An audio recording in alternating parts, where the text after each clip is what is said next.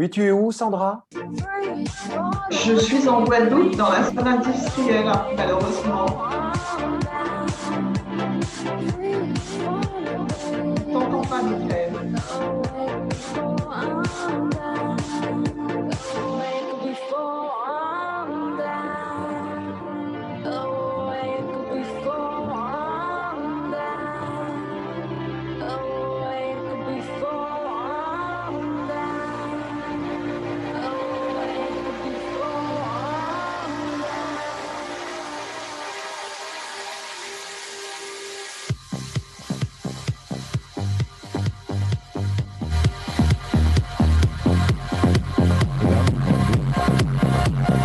On entend beaucoup la musique. On entend plus la musique que toi.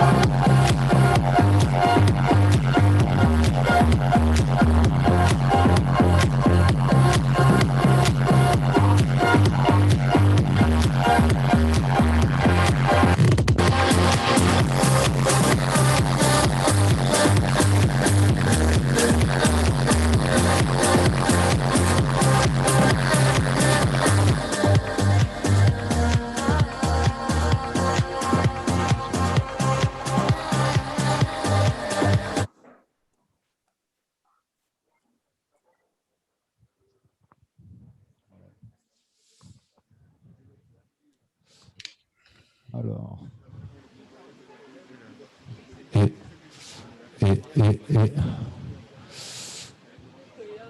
Alors. Ok, on a coupé la musique. Ça sature la musique dans le. Et là, vous avez le son? Oui, c'est parfait. Ah oui.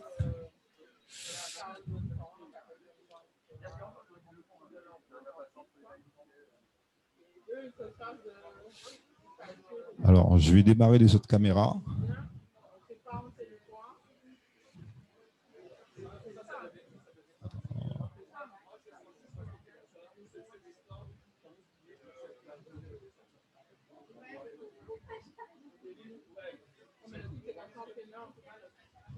Ok. Je démarre les autres caméras.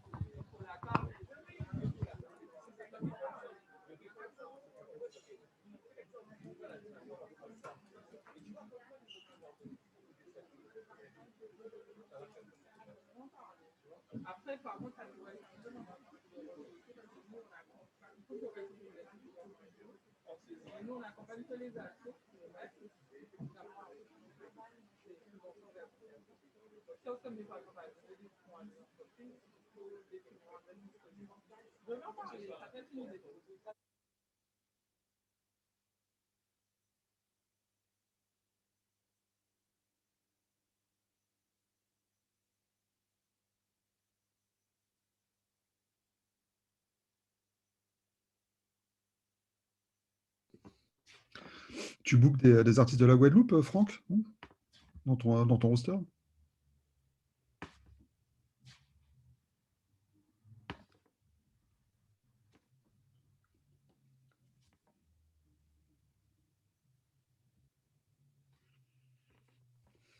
Ah ouais, tu m'entends pas? Tu Non. m'entendais pas? D'accord. Je sais pas pourquoi ça s'est recoupé. J'ai rien fait. Ouais, enfin non, pas de je boucle pas d'artistes de la Guadeloupe. J'ai eu des connexions à certains moments, effectivement, mais on va pouvoir en parler. Je vous expliquerai quelles difficultés j'ai rencontrées et pourquoi ça s'est pas concrétisé, tu vois. Mais sinon, je les emmène régulièrement, soit aux Antilles, soit qui à Cuba. Les uns ont plus de facilité à aller à La Réunion, sur l'île de La Réunion, etc.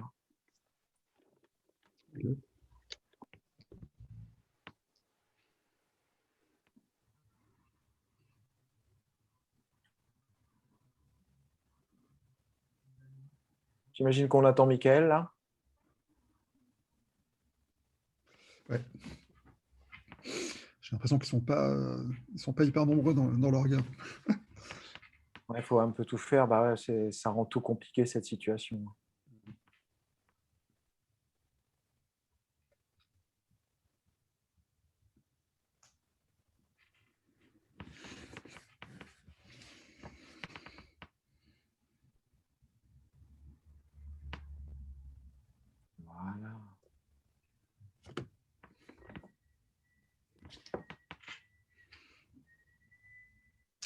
Oui, oui, non, c'est déjà énorme que ça puisse maintenir sous cette forme-là, quoi, parce que c'est quand même compliqué, hein. Bah, il y a un moment, de toute façon, il faut avancer, tu vois. Mm.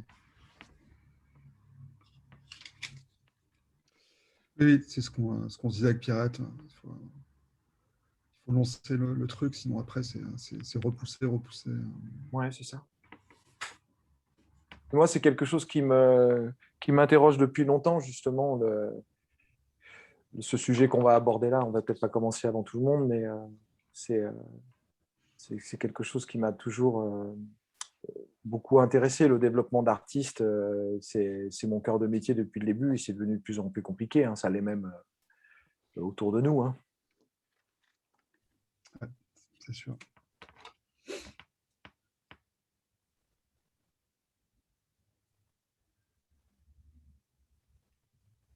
Combien il a de caméras, Michael, là?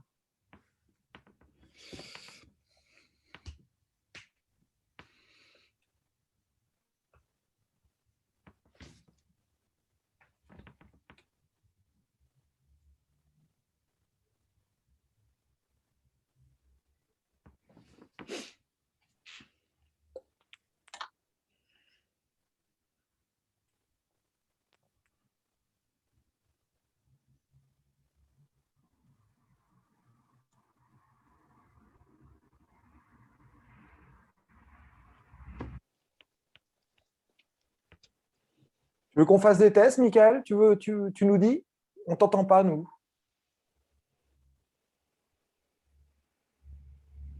Oui, tout va bien, tout va bien. Ah, Je redémarre voilà. juste le lien et les caméras pour que ça enregistre. Et on redémarre. Alors, qu'est-ce qui va pas? Quelle caméra qui ne fonctionne pas? Bleu, bleu clair et rouge.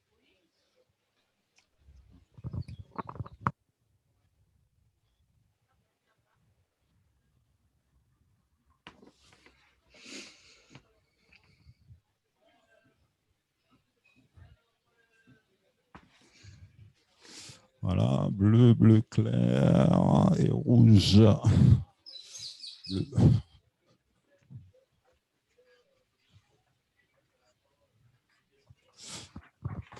Voilà.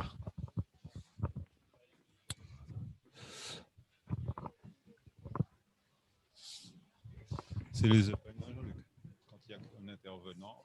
Donc, tu as le nom, CNM Pirate Métaux. Tu as Franck Gouiri ici, Fabrice Bory ici, Sandra Gann et Pierrette Béto. Oui. Franck, Fabrice, Sandra Gann et Pierrette Béto.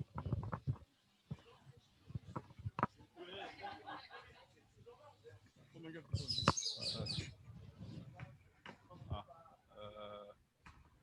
c'est quoi ça? Dashboard, bureau. Hein. Comme ça, ouais. Éteins ça. Voilà. Tu peux, ah. La croix, voilà. Là aussi. Tu peux pas. Ça, c'est ça qui est affiché.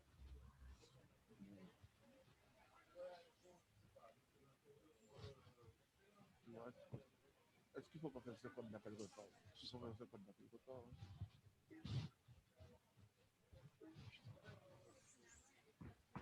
Et là, on est reparti dans. C'est l'écran, ça. Ah, voilà.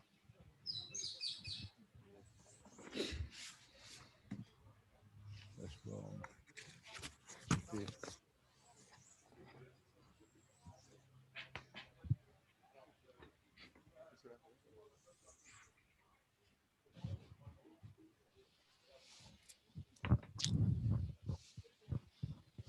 Bon, tant pis. On fera avec ça. On fera avec ça.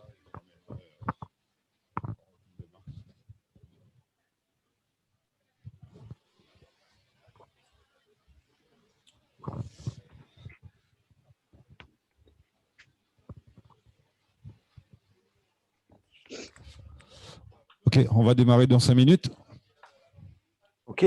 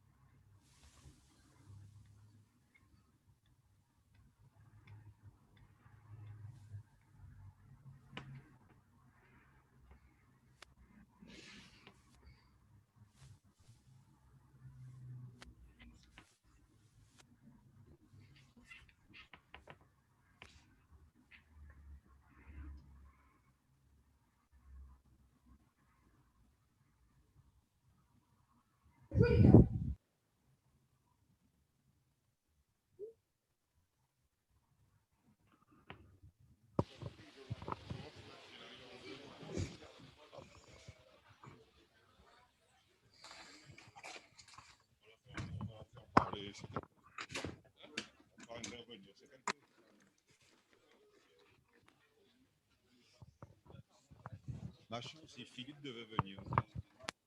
Calais. Philippe, ça a dit Calais. Et à midi, à 10h. Ouais, plutôt.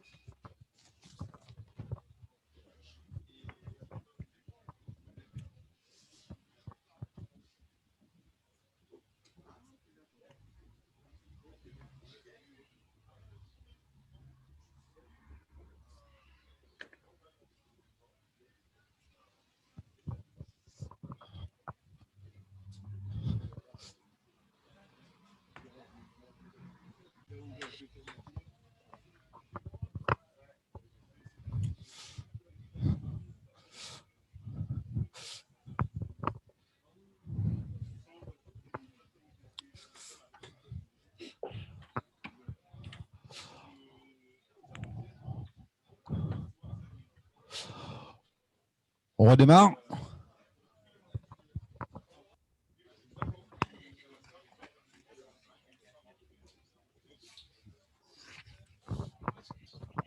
Tac, tac.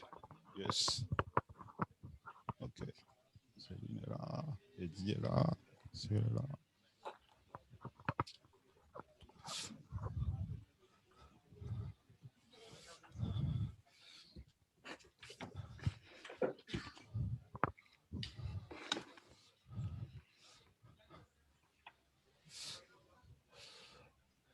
Alors très sincèrement, pas de formalisme entre nous. C'était vraiment construit comme un petit brunch avec des échanges vraiment. Et comment je fais pour. C'est-à-dire, finalement, on n'arrive pas à voir le live. Je vais le remettre en replay. J'ai tout enregistré. D'accord, ok. Comme ça, je partage.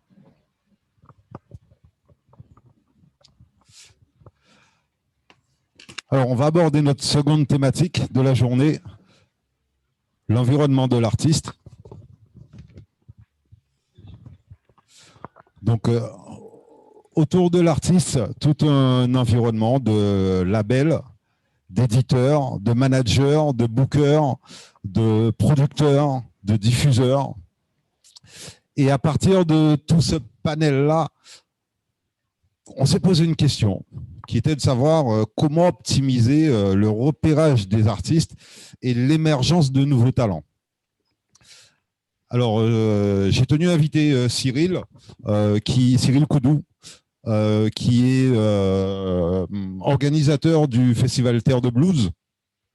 Et depuis, donc, comme Olivier l'a signalé, Cyril a lancé, je pense, il y a peut-être 2 ans, enfin, quoique la dernière édition n'a pas pu se faire.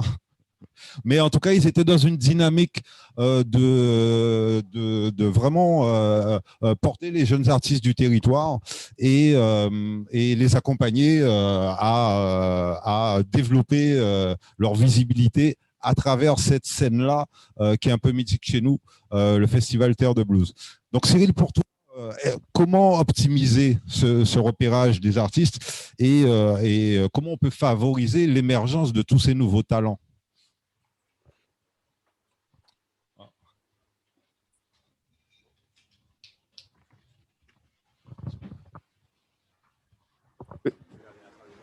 Oui. Bon, la question est vaste. Il y a beaucoup de boulot à faire puisque l'artiste est souvent condamné à se battre seul de son côté. On a une problématique sûrement aussi de structuration de l'ensemble de la filière, mais on l'a déjà souligné quasiment tous, ce qui ne permet pas à l'artiste de se consacrer à sa tâche. Ma volonté quand je suis arrivé au Festival Terre de Blues, c'était de permettre aux artistes de s'exprimer sur une grande scène, notamment les artistes émergents. Donc grâce bien sûr à l'Office du tourisme de Marie-Galante et à la DAC, on a mis en place le tremplin talent, qui pour moi était une première forme de mise en avant des nouveaux talents. Cela étant, ça ne suffit pas. On en a fait le constat avec le jury. Il y a beaucoup de chaînons qui manquent. Et heureusement qu'il y a des structures comme le CEDAC qui permettent justement à ces talents d'émerger et qui permettent à ces talents de s'exprimer. Il y a aussi le travail de Sonis qui est dans cette dynamique, mais malheureusement, on revient toujours à la problématique de la structuration de la chaîne. Et je pense que les groupes émergents sont obligés de faire eux-mêmes, alors qu'il en faudrait un manager, mais en même temps, le manager ne pourrait pas vivre de ça.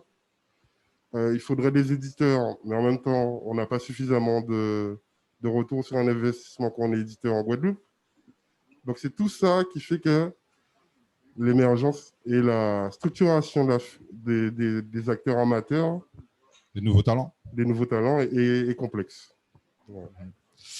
Justement, Claude Chiavet, président du collectif CEDAC, Cyril vient d'évoquer ton travail à travers les tournées que tu organises. Est-ce que tu peux nous en parler du collectif et en quoi pour toi le CEDAC contribue à justement cette découverte des nouveaux talents? Alors, le CEDAC n'a pas pour vocation première de découvrir de nouveaux talents, mais il est clair qu'il est là pour les soutenir aussi. Alors, pour présenter le CEDAC, c'est donc le réseau des salles de Guadeloupe. En fait, il y a une quinzaine de salles en Guadeloupe. Je parle de salles, d'espaces culturels. Je ne parle pas des cafés, des bars et des restaurants. Je parle des salles stricto sensu. Ça va de Sonis à l'Archipel, en passant par le Robert Loison, l'Atrium à Bouillante. Enfin, c'est des salles à la fois publiques et privées. Alors, bien sûr, on focalise beaucoup de demandes. Alors, les gens nous disent pourquoi je ne passe pas chez au CEDAC. Le CEDAC ne peut pas faire venir tout le monde en même temps, pour la seule et bonne raison que, compte tenu des moyens qui sont alloués au CEDAC, qui sont très limités, je le précise, nous pouvons produire à peu près 5 ou 6 tournées par an. Idéalement, on voulait en faire 7 ou 8, mais on n'y arrive pas, parce qu'à chaque fois, on a des problèmes, c'est toujours un peu juste. Nous sommes pluridisciplinaires, donc c'est théâtre, musique et danse. Donc ça veut dire que, on parle par exemple de musique, on ne peut pas faire plus que 2 ou 3 projets par an. Donc, il y a un choix, un tri qui est assez dur à faire et qui se fait démocratiquement, hein, puisque c'est une voix, un directeur, une voix, voilà. Et à partir de là, il est clair que nous rejoignons, enfin moi je rejoins personnellement l'avis de Rudy sur le fait qu'une politique culturelle nous permettrait de mieux travailler, de mieux nous inscrire dans un processus. Notamment, alors en ce qui concerne les jeunes talents, effectivement, on suit ça de très très près. Il est clair que quand on a un choix aussi des choix aussi drastiques à faire, on ne peut pas retenir tous les jeunes talents. On a tendance à prendre des artistes plus confirmés, mais on a quand même, quand on se réunit, on a toujours cette idée de se dire qu'il faudrait bien aider les jeunes talents. Enfin, on a conscience de ça. Maintenant, le jour où on aura plus de moyens pour le faire, une politique culturelle nous permettrait, notamment, alors, en ce qui concerne les jeunes talents, effectivement, on chez du Mélenchon, là. Bientôt, il y aura un hologramme. Des choses drastiques à faire, on ne peut pas retenir tous les jeunes talents, on a tendance à prendre des artistes. Non, c'est le retour de ça. Oui, mais c'est le deux circuits. Vas-y, Claude. C'est bon. Ça fait drôle de s'entendre comme ça 2 fois. Ouais, donc tout ça pour dire qu'il y a beaucoup d'attentes. Enfin, si je suis là, c'est parce qu'on a envie aussi de faire bouger les choses. Et c'est vrai que là, par rapport au Covid, on s'est inscrit, le CEDAC s'est inscrit en 2021 dans l'idée du plan de relance, en faisant des choses inhabituelles pour lui, à savoir qu'on va faire des captations et des résidences. Et c'est clair que ça, c'est nouveau. Et j'espère que le bon côté de cette crise sera que nous pourrons élargir notre activité, car ça serait bien qu'à côté des tournées, le CEDAC puisse effectivement faire régulièrement des résidences et des captations, ce qui permettrait d'élargir notre champ et de travailler avec plus d'artistes. Donc voilà ce que je pourrais dire là-dessus pour l'instant. Alors, on va passer. Pour lui, à savoir qu'on va faire des captations et des résidences. Et c'est clair que ça c'est nouveau. Et j'espère que Maintenant, c'est lui qui parle. C'est bien, c'est important. Réécoutez encore une fois. Mettez ça dans votre tête. N'oubliez pas. Petit problème de boucle dans Zoom. Ok, on va interroger notre ami Franck. Franck, tu es avec nous? Le Oui. retour maintenant. Oui, bonjour tout le monde. Bonjour Franck. Vous m'entendez? Je te fais des tests hein, si tu veux. On t'entend bien ici. Ah ok, super.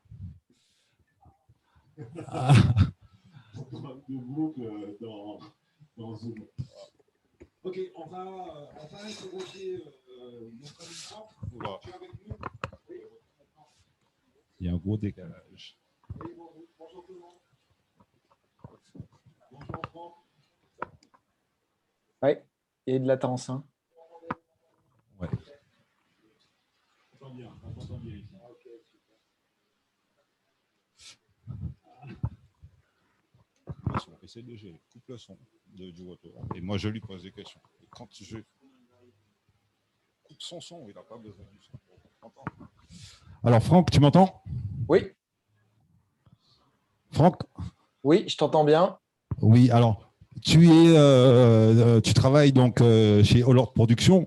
Tu es tourneur. Oui. On a eu l'occasion de se croiser à l'époque de la laiterie, où je travaillais à la laiterie à Strasbourg. Tout à fait.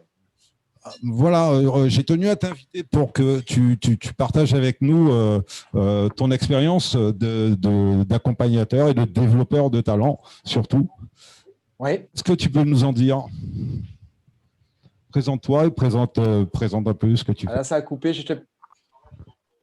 Alors, Hollord Productions, c'est une structure qui a eu la vocation, enfin l'envie, pardon, de rester associative depuis sa création et d'accompagner, ça va de la salle de répète jusqu'à la scène, hein, et en espérant que ça devienne plus qu'une seule scène, mais des tournées. Alors, il y a différents parcours et parmi certains artistes, il y a eu des très jolis parcours, comme c'est le cas d'un artiste qu'on a à l'époque fait venir aussi bien en Réunion qu'à la Guadeloupe, à Martinique, qui s'appelle Mister Gang. On a eu des artistes internationaux un peu plus connus, comme les Scatalites, comme Fishbone, etc. C'est bien évidemment en ayant certaines têtes d'affiche un peu plus remplisseuses qui remplissent un peu mieux les salles qu'on arrive évidemment à faire lever des talents en émergence, on va dire. Et c'est devenu, bien évidemment, vous le vivez tous, de plus en plus difficile de le faire. Tu as entendu ça, Michael? Oui? Non. Apparemment pas. Michael, on m'entend pas?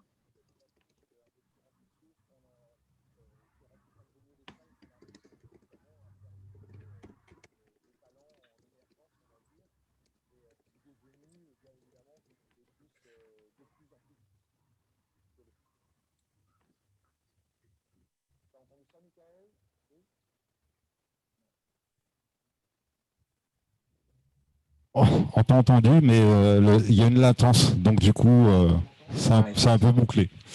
Est-ce que tu peux reprendre l'intervention?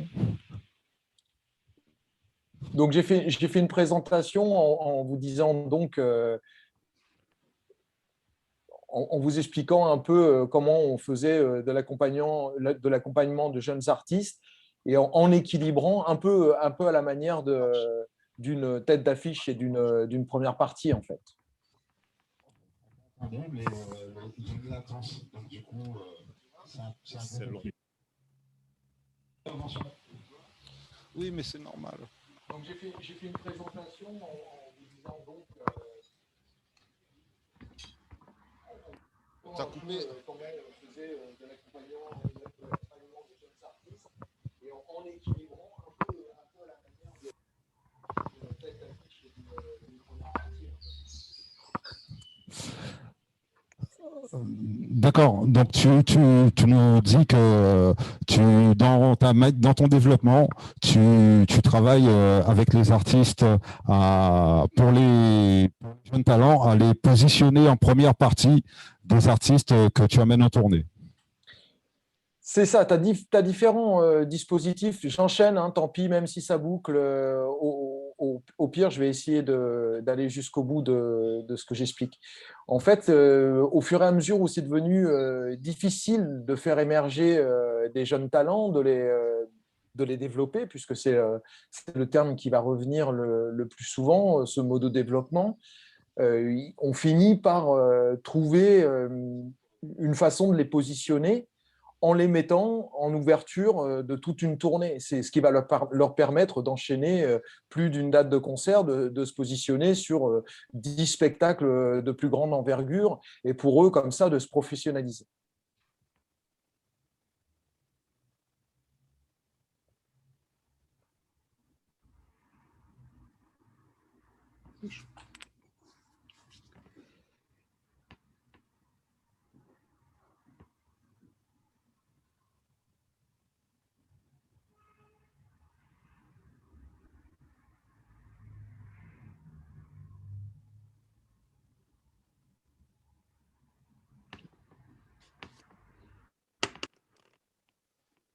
À toi, Mickaël, je ne sais pas comment je vous renvoie la parole, en fait.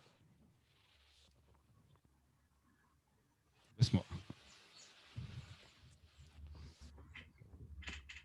Tu m'entends toujours? Oui. Moi, je vais baisser vraiment mon micro. Comme ça, au pire, si ça reboucle, ce sera vraiment à un niveau très bas. Donc, je suis désolé, Franck. Si tu peux reprendre.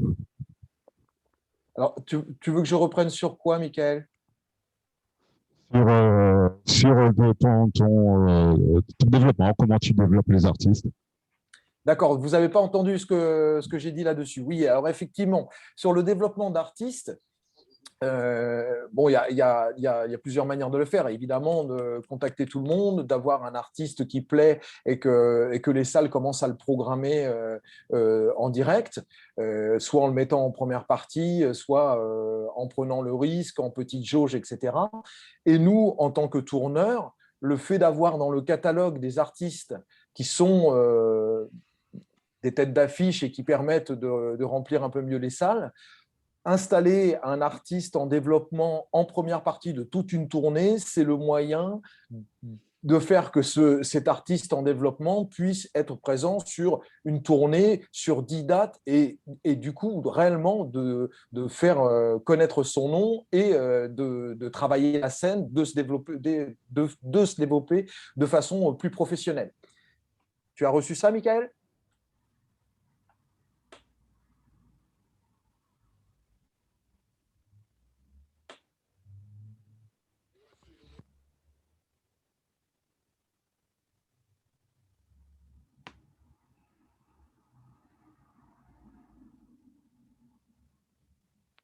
Ouais, j'ai pas de retour.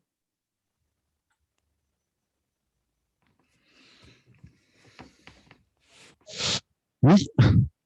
Ok. Entendu. C'est très intéressant dans la façon de travailler. On va essayer de mettre ça en relation avec Eddie, excuse-moi, avec Eddie sur le territoire qui développe le label Alizé Records. Et par rapport aux artistes émergents que tu rentres dans le catalogue, quels sont pour toi, comment tu les positionnes sur le territoire et du coup, comment tu entrevois la diffusion de ces artistes-là en dehors du territoire? Alors, les artistes, au niveau donc de leur positionnement sur le territoire, il y a plusieurs aspects. Alors, il y a l'artiste professionnel, je reviens dessus encore une fois, et il y a l'artiste amateur, d'accord? Concernant donc le professionnel, parce que je préfère plus me concentrer sur l'artiste professionnel, même s'il y a beaucoup d'amateurs, sa promotion déjà sur le territoire passe toujours par un relais médiatique. Alors, il est vrai que depuis quelques années, avec la transformation digitale, donc l'Internet, qui est devenu bien évidemment pour nous tous incontournable, les artistes, comment dirais-je, donc en usent comme ils peuvent, parce que là encore, il y a des codes, j'en parlais tout à l'heure, ok. Le relais médiatique reste encore quand même important. Je parle des médias traditionnels. Voilà. Donc, ensuite, on a plusieurs aspects au niveau de l'artiste. Nous, au niveau du label, on intervient dans un premier temps sur la production musicale. D'accord? L'artiste a un projet, il a un univers qu'il nous présente. Alors, généralement, ce sont plus les artistes qui viennent vers nous, hein. On ne détecte pas, on ne fait pas spécialement de veille sur Internet pour pouvoir dénicher les artistes qu'on va signer.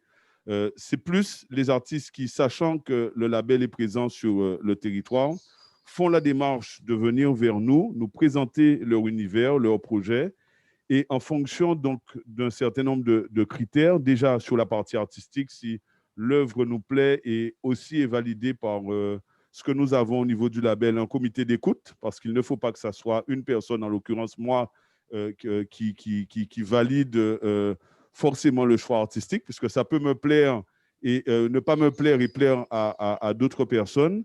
Et ensuite, on va pouvoir rentrer dans une démarche d'accompagnement de l'artiste. Alors, la première chose que je vais dire, c'est que nous, on se retrouve et on le fait avec plaisir dans un premier temps, parce qu'il faut parler de ça avant d'arriver à la diffusion. On se retrouve à transmettre beaucoup d'informations aux artistes. Déjà, on démarre avec la SACEM, parce que voilà, beaucoup de personnes ont entendu parler de la SACEM. Beaucoup de personnes créent, ce sont des créateurs, mais ne sont pas forcément, ne savent pas ce que c'est qu'un ayant droit, un auteur ou un compositeur, voire un interprète, qui sont trois choses totalement différentes, même si elles sont complémentaires. Donc, on a une partie petite formation, je dirais, découverte du métier qu'on va faire avec les artistes. Ensuite, on va, comment dirais-je, travailler au niveau du projet. Alors, pour vous dire comment nous travaillons aujourd'hui, contrairement à ce qu'on faisait il y a 15-20 ans, on ne va plus aujourd'hui systématiquement s'engager sur une production d'album au complet. Parce qu'on est prudent, pour des raisons économiques aussi, on va partir sur du single, d'accord, avec un relais avec notre maison d'édition pour pouvoir faire tout ce qui est financement de la promotion, du clip vidéo, etc., pour pouvoir aussi tester le produit sur le marché. Ensuite, les artistes, puisque nous avons, comment je peux dire ça, nous sommes très live, ok? On a du mal à concevoir la musique sans le live, d'accord? Donc là, on va parler de diffusion, ok? Et scénique, d'accord? Et à ce moment-là aussi, on va voir, comme disait Jérôme tout à l'heure, avec des structures comme le Newty Paris, l'Appart, ou la Coupe et d'autres endroits comme ça. Des petits lieux. Des petits lieux, d'accord, où on va pouvoir leur permettre de présenter déjà leurs produits, ce que nous appelons chez nous, quand on fait un lancement de produit, un showcase live. Voilà. D'accord. Intéressant parce que du coup, ça met plusieurs perspectives en valeur. Franck nous disait tout à l'heure qu'il adjoignait ces nouveaux talents avec des groupes plus confirmés, ce qui permettait aux jeunes talents de bénéficier de l'audience des têtes d'affiche.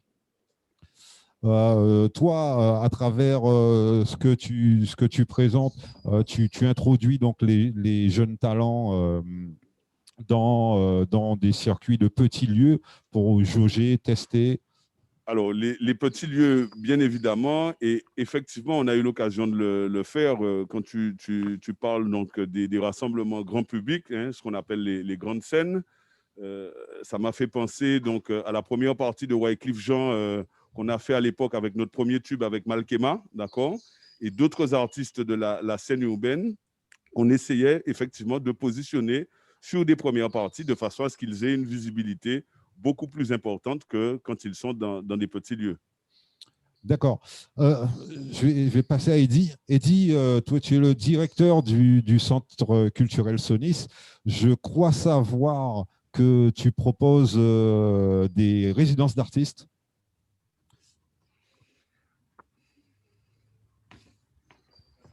Test, allumé.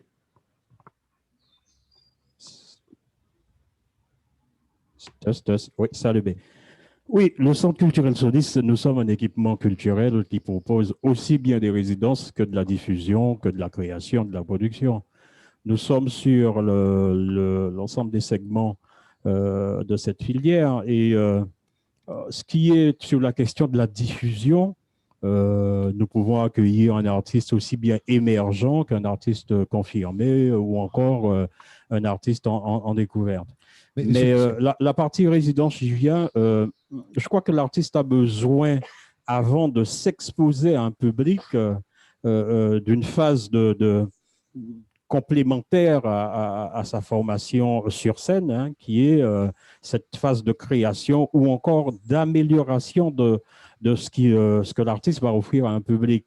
Et la résidence permet d'être en incubation, hein, avec soit d'autres professionnels ou encore entre eux-mêmes pour parfaire justement l'offre qu'ils vont proposer, ces musiciens, à un public. Donc, cette résidence, évidemment, permet d'aller au plus profond même. Je prends un exemple concret, puisque nous avons au-delà.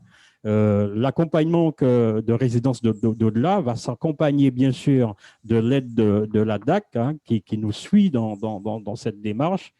Mais en même temps, ça sera une résidence de structuration sur la scène, hein, de structuration, de diffusion, mais en même temps aussi d'aller au plus profond de la création et avoir une émergence sur scène professionnelle de ce dont ils ont envie d'offrir à ce public-là.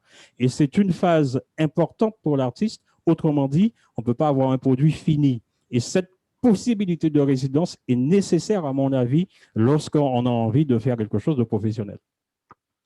Alors, du coup, pour toi, mais est-ce que tu sens que tu contribues justement à cette émergence, enfin à cette découverte, à cette détection des… Michael, sinon, il faudrait me virer en tant que directeur de Sonis. Mais justement, je veux bien que tu le précises bien fort. C'est clair et net.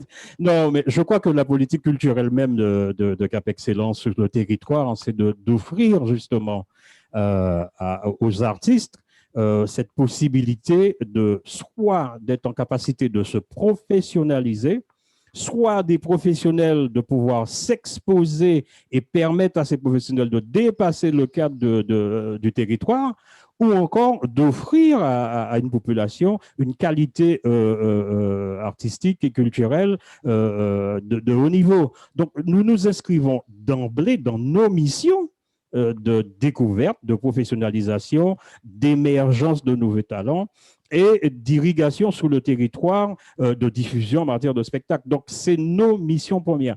Bien sûr, ce n'est pas chose simple, nous ne le faisons pas tout seul, c'est pas possible, puisque en tant que communauté d'agglomération, nous avons aussi l'aide, je le dis, de l'État qui nous accompagne, nous avons aussi l'aide de la région qui nous accompagne et aussi parfois le département. Sonis, ce n'est pas uniquement l'aspect de l'équipement qui est là, c'est aussi offrir à une population une offre culturelle beaucoup plus diversifiée et beaucoup plus élargie.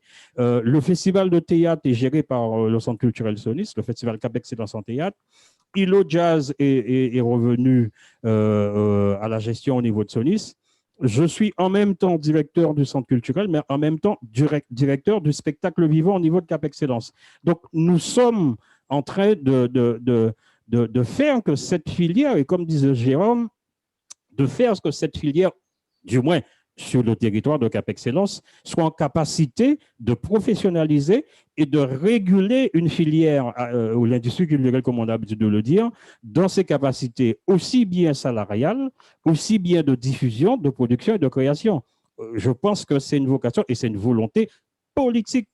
Parce qu'on parlait tout à l'heure de dire que c'est une volonté, je le dis bien, politique du président Éric Jalton, de dire que ce sont des métiers et qu'on doit pouvoir structurer ces métiers et offrir à des professionnels, comme disait Rudy, mais aussi à des amateurs en voie de professionnalisation, les possibilités de pouvoir exercer leurs arts dans des conditions favorables. Excellent, excellent. On a Laurence Makiava qui nous a rejoint. Laurence, tu es l'organisatrice du Festival Héritage. Alors, je ne vais pas dire de bêtises. Je vais te laisser en parler. Mais voilà, il me semble que tu bosses sur des esthétiques, entre guillemets, plutôt locales. Alors, je suis productrice du festival depuis 6 ans. Aujourd'hui, cette année, ça aurait dû être la 7e. Le festival est un festival pluridisciplinaire. Et en ce qui concerne la musique, depuis le départ, on a fait un choix particulier, c'est-à-dire que les artistes créent spécifiquement pour le festival.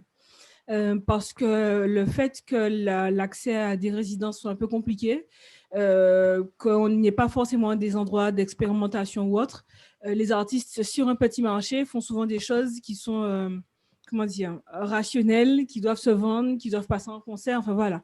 Donc le temps de l'expérimentation artistique, de rencontre d'artistes est un peu compliqué. Donc que ça soit sur les artistes visuels comme les artistes de musique, les artistes créent, on donne les moyens pour qu'ils puissent créer, grâce à la DAC d'ailleurs, qu'ils puissent créer, donc ils ont des cachets pour ça. Et le festival, donc comme je disais au départ, depuis la première édition, c'est une résidence. Donc les artistes sont mis ensemble dans un espace pour créer. Alors c'est de mieux en mieux parce que la première fois c'était un peu compliqué dans un studio. Maintenant on loue une maison carrément, donc ils sont pendant une semaine en immersion. Et c'est le résultat de cette semaine d'immersion qui va donner le concert final, en sachant que oui, il y a une forte...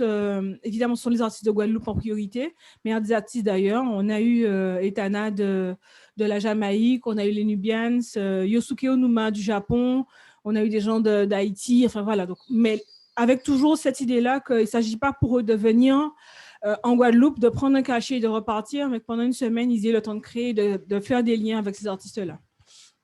Alors, pour toi, au niveau de l'accompagnement de projet, du coup, et même de la création, est-ce que tu entrevois des opportunités sorties de ces créations-là? Oui, d'ailleurs, de façon totalement intuitive, hein, les artistes se sont revus après. Par exemple, Eric a eu le temps de faire des scènes aux États-Unis avec Paul Beaubrun après. Donc, évidemment, il y a des connexions qui se créent quand on passe un peu de temps comme ça. On avait prévu l'an dernier, d'ailleurs, en coordination entre nos deux festivals, d'avoir des rencontres avec des programmateurs de l'ONDA et d'autres programmateurs pour que, justement, les programmateurs de festivals internationaux puissent participer. On a eu l'occasion d'aller au Festival des musiques du monde à Montréal aussi, pour aller un peu plus loin dans cette logique-là, c'est-à-dire qu'au-delà de juste le moment du festival qui se passe, mais qu'il puisse y avoir des connexions, et qu'on puisse aller un peu plus loin comment dire, dans l'accès pour nos artistes à d'autres scènes. La mise en voilà, de mise en réseau, clairement. Excellent. On a aujourd'hui aussi parmi nous Laurette Harmonique qui travaille au développement d'artistes. Laurette, je peux. Alors, est-ce que tu peux nous parler de ce que tu fais et à partir de tes travaux, quelles sont les opportunités que tu permets aux artistes de pouvoir toucher?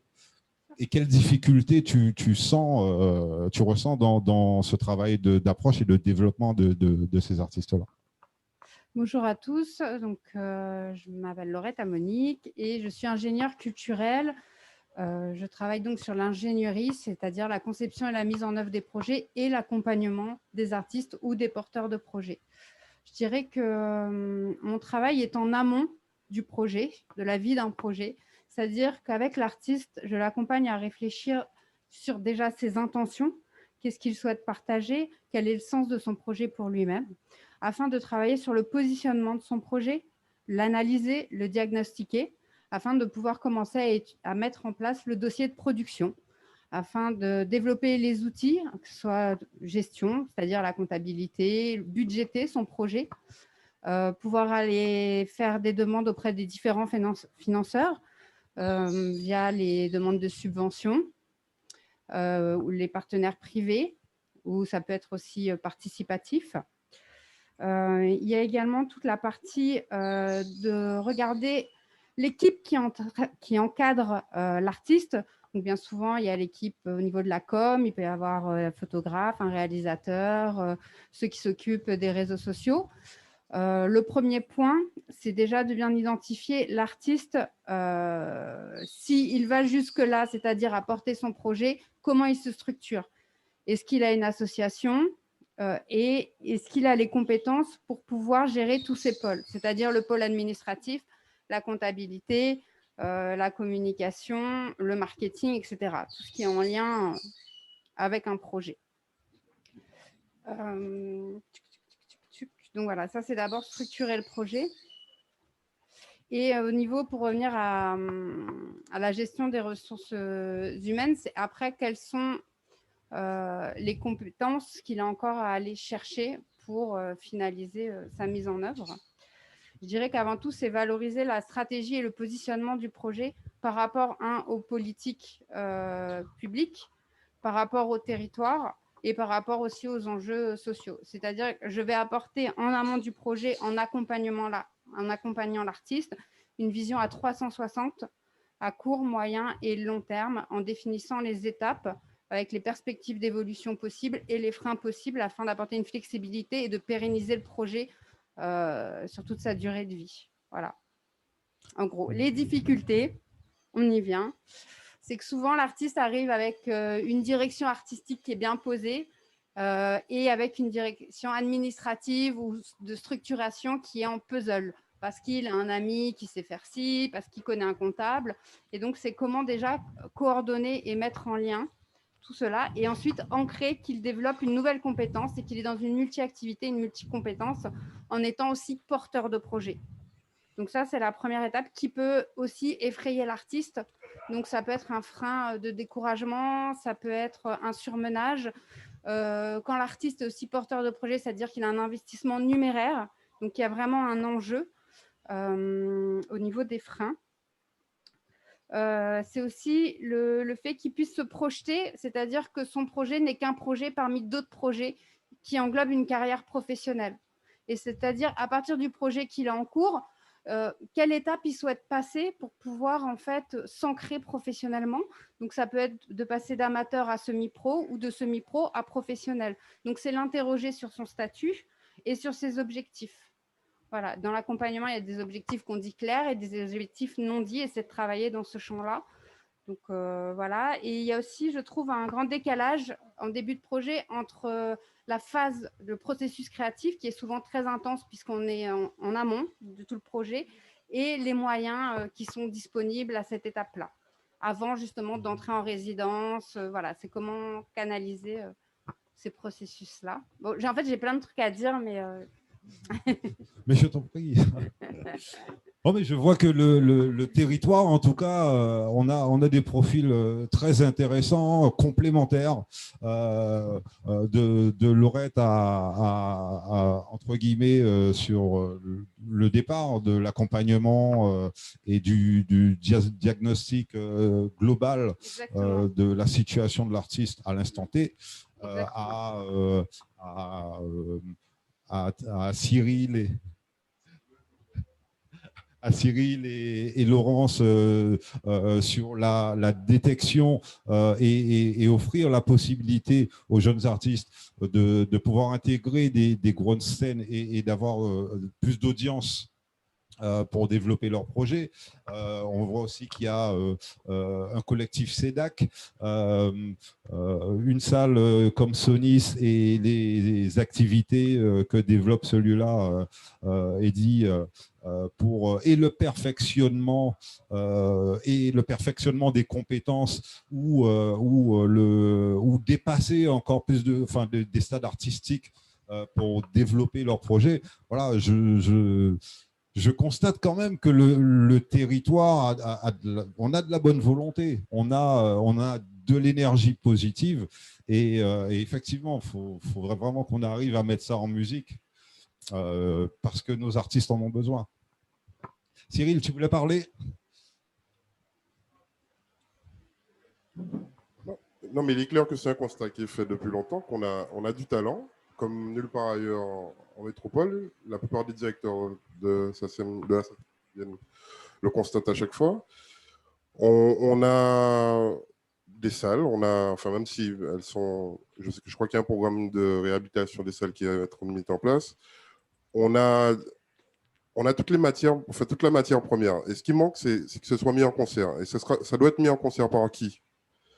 On voit que Cap Excellence a commencé un travail et on le salue. Mais pourquoi? Parce que c'est des professionnels qui ont parfois aussi perdu de l'argent, qui connaissent les difficultés du métier, qui s'occupent de cet équipement-là. Et malheureusement, en Guadeloupe, souvent, il y a une politique culturelle qui n'est pas visionnaire et qui est défaillante. Et je ne vais pas incriminer la région, mais je pense que si c'est le rôle de la région et du département de mettre tout le monde de concert pour qu'on puisse avoir une vraie politique culturelle et que tous les acteurs se réunissent. Et c'est le sens d'un projet qu'on a soumis à la région et qui, je pense, va voir le jour à terme, on espère. C'est une agence de développement culturel et notamment avec l'ensemble des industries créatives de Guadeloupe. Et notamment le spectacle vivant qui a une grande part à jouer dans la manifestation de notre savoir-faire dans le monde entier. Voilà. Yes. Alors, je voulais laisser la parole aussi à... alors, on a des petites difficultés avec la visio, mais on va essayer quand même. Sandra Gann de l'AFDAS.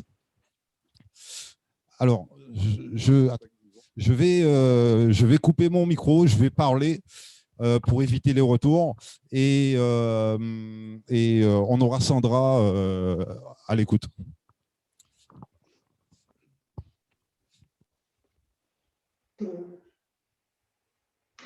Bonjour à tous, Sandra Gann, donc je représente l'AFDAS qui est arrivé sur...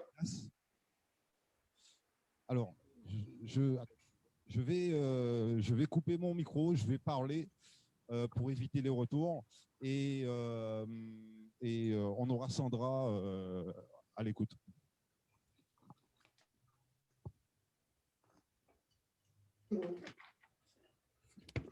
Bonjour à tous, Sandra Gann, donc je représente l'AFDAS qui est arrivé depuis peu sur... Alors, je vais couper mon micro, je vais parler pour éviter les retours et on aura Sandra à l'écoute.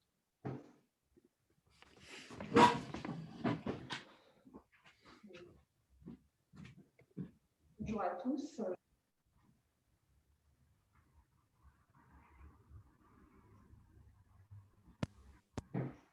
Est-ce que je peux intervenir? Ok, super. Merci, Michael. Donc, j'indiquais que je représentais l'AFDAS qui est arrivé sur le territoire fin 2019 dans une logique, dans une démarche que l'AFDAS a entrepris depuis quelques années de se rapprocher au plus près de ses clients. L'AFDAS, pour ceux qui ne connaissent pas, accompagne les professionnels du spectacle vivant en matière de formation. L'AFDAS est une association qui existe depuis 50 ans, qui a été créée justement pour adapter les lois de la formation aux professionnels de la culture et de l'audiovisuel. Le fait d'être présent sur le territoire à l'AFDAS, de pouvoir accompagner au plus près l'ensemble de ces professionnels. Donc, ce qu'on entend par professionnel, ça va être bien sûr les intermittents, dont c'est l'activité principale et qui justifie un nombre de cachets, mais ça peut être également des artistes auteurs, parce qu'un intermittent peut être également un artiste auteur. Donc on va accompagner ce public-là, également les salariés des structures travaillant dans le secteur du spectacle vivant. Nous accompagnons l'ensemble des professionnels. Je focus surtout sur ces publics que sont les intermittents et les artistes auteurs. L'importance de la formation, il ne faut pas la négliger. Les carrières dans les milieux culturels et artistiques ne sont pas toujours linéaires et nécessitent par moments que les professionnels diversifient leurs compétences. Et donc, c'est à cette occasion que vous pouvez mobiliser l'AFDAS pour définir un projet de formation que la DAS serait en mesure de prendre en charge totalement ou partiellement. On peut aussi, lorsque le besoin est sur plusieurs professionnels, faire venir l'offre de formation localement. Plusieurs possibilités sont envisageables. En tout cas, nous sommes présents. N'hésitez pas à nous contacter. On vous accompagne. On essaie de trouver des solutions. Sachez que si la DAS ne peut pas prendre en charge, le relais peut être pris par Pôle emploi. Et sinon, maintenant, le compte personnel de formation, qui est un dispositif que vous pouvez mobiliser à tout moment. D'ailleurs, je profite de ce festival pour rappeler pour les intermittents qui sont en activité depuis 2014, n'hésitez pas à prendre contact avec la DAS afin d'obtenir une attestation par rapport au dispositif qui précédait le CPF et valoriser ce DIF, droit individuel de formation, qui constitue aujourd'hui un budget que vous pouvez monétiser sur ce compte. Et ça, cette opération, elle est possible jusqu'à fin juin. Donc, n'hésitez pas à le faire si ça n'a pas été encore fait.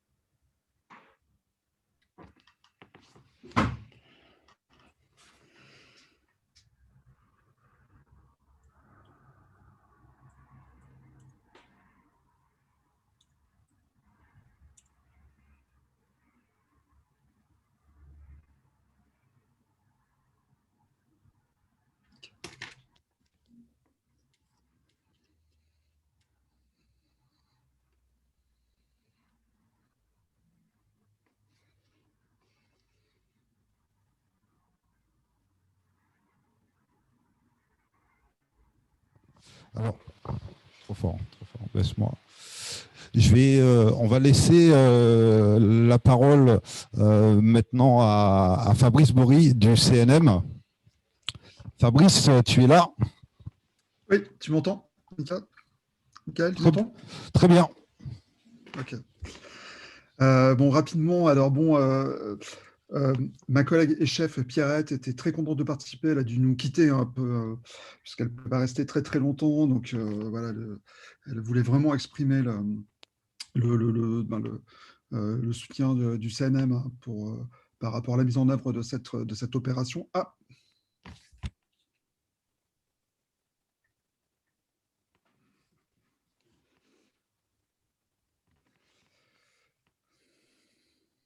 petit réglage.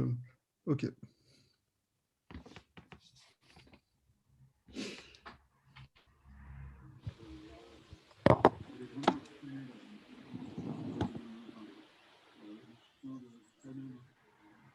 Je sais pas vous, mais moi, Fabrice, je t'entends super bien. Par contre, ça se passe bien en interne pour nous, je crois. Ah, ok. Bah, vous m'entendiez bien? Ouais, Sandra, on t'entendait super bien oui. aussi. C'est vraiment sur la diffusion là-bas. Ouais. Peut-être qu'il manque un peu de bande passante chez eux, je pense. C'est peut-être ça.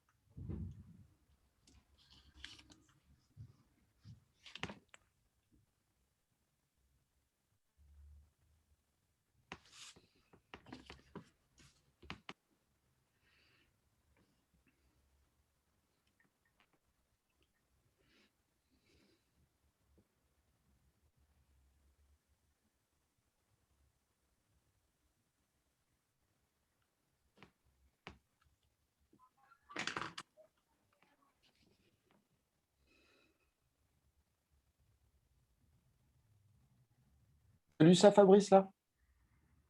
En fait, il va t'appeler, je crois, Ouais. sur téléphone. Allô? Yes. Alors, je vais te passer sur le téléphone. Ok. Est-ce que... On fera l'intervention comme ça.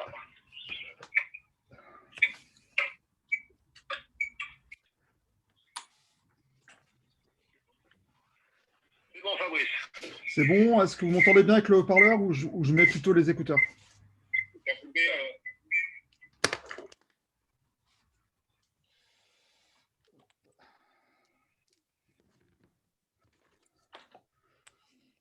Ça doit être mieux comme ça, non? Ok, donc très rapidement, merci à tous. Puis merci à toi, Mike, pour l'organisation de ces rencontres. Voilà, donc Pierrette, qui est la chef du service territoire de l'unité territoire dans laquelle je travaille, a dû nous quitter, mais elle était présente et très attentive à l'ensemble des éléments qui ont été jusqu'à présent. Et voilà, sachez qu'au niveau du CNM, il y a un groupe de travail, il y a une attention très particulière sur tout ce qui concerne l'outre-mer. Donc, en fait, c'est vrai, il y a beaucoup de compétences chez vous, il y a beaucoup d'énergie aussi dans ce que vous faites. Nous, à notre niveau, au niveau du CNM, on a un certain nombre de dispositifs d'intervention, de soutien au projet. Donc, on en a à peu près une trentaine. Après, on est moins sur un soutien direct aux artistes. On va plutôt aider la filière dans son ensemble. On va aider les producteurs, on va aider la filière phono, on va aider les éditeurs, on va aider la distribution, on va aider les disquaires. Donc, c'est plutôt ce type de dispositifs qui sont mis en œuvre. Et du coup, les artistes sont soutenus via leurs interlocuteurs et via les personnes qui travaillent avec eux, donc les producteurs pour les tournées, toute la filière phono, etc. Voilà, donc tous nos dispositifs sont en ligne sur notre site internet. Vous pouvez y avoir naturellement accès. Et Fabrice. donc, ça peut être des aides à la tournée, les aides à la production, beaucoup d'aides à la production discographique notamment, souvent qui sont couplées avec d'autres aides. Bon, c'est vrai qu'actuellement, pour les EGC, c'est un peu compliqué, mais voilà, donc on est dans une temporalité normale. Il y a des financements qui sont montés, croisés avec donc le CNM et par exemple la SCPP ou la DAMI ou la SPEDIDAM, qui sont les organisateurs, donc les EGC. Après, donc ces dispositifs-là ils sont en ligne. On va même mettre en place là prochainement des temps. Fabrice, tu m'entends? Ouais. Fabrice, je crois que quand même, je ne suis pas certain que nos interlocuteurs ici connaissent tous le CNM. Alors, est-ce que tu peux le présenter, exactement, dire un peu à tout le monde ce que c'est? Oui, tout à fait. Donc, le CNM, c'est le Centre national de la musique qui a été créé en regroupant différents organismes qui avaient différentes vocations. Donc, le premier, c'était le Centre national des variétés, qui prélève une taxe sur les spectacles et qui l'a redistribuée, et qui distribue des financements. Donc ça, c'était le CNV, Centre national des variétés. Il y avait aussi le FCM, Fonds pour la création musicale, qui était un organisme pareil qui redistribuait des financements pour les professionnels, et notamment sur la filière phono. Il y avait également le bureau export, qui a été intégré. Donc ça, c'est une structure qui travaillait au développement de la musique française, son rayonnement dans le monde avec des dispositifs de soutien. Également le CALIF, qui était une structure qui soutenait les disquaires, et l'IRMA, structure dans laquelle moi je travaillais, qui était le Centre d'information et de ressources pour les musiques actuelles. Donc, toutes ces structures-là ont été réunies le 1er novembre 2020 pour donner le CNM. Et du coup, ce sont l'ensemble de ces compétences qui s'additionnent. Oui, Mike, c'est bon? Oui, c'est parfait, c'est parfait. Ok, voilà. Donc, on est à la fois un organisme qui et on est donc un établissement public de l'État, hein, donc un organisme qui finance des projets. Donc, comme je vous le disais, plutôt sur dans une logique filière, hein, donc pour les producteurs, les diffuseurs, etc., etc. On est aussi un organisme qui propose, donc a repris des missions d'information et de conseil. Donc, tout à l'heure, on échangeait avec les différents partenaires qui sont en visio. Donc, on propose par exemple tout un tas de ressources sur tous les financements qui peuvent être mobilisés via notre site internet, et notamment en période Covid. On a aussi 2 personnes qui font du conseil, et ce conseil s'adresse à l'ensemble des porteurs de projets, hein, quelle que soit leur localisation. Voilà, donc soit en visio, soit via le chat. Et on propose aussi, on est aussi un organisme de formation, et on travaille, il y a des réflexions en tout cas avec certains d'entre vous ici pour mettre en œuvre voilà, des possibilités avec la Guadeloupe. Voilà donc pour présenter, et puis bon, voilà, sans être plus long, donc notre idée, c'est que, enfin, en tout cas la volonté du CNM, c'est vraiment d'être présent avec une vraie continuité de service et une continuité territoriale, et de travailler partout où c'est possible sur le territoire français et ultramarin pour développer pour soutenir l'activité musicale. Parfait. Merci Fabrice de cette présentation.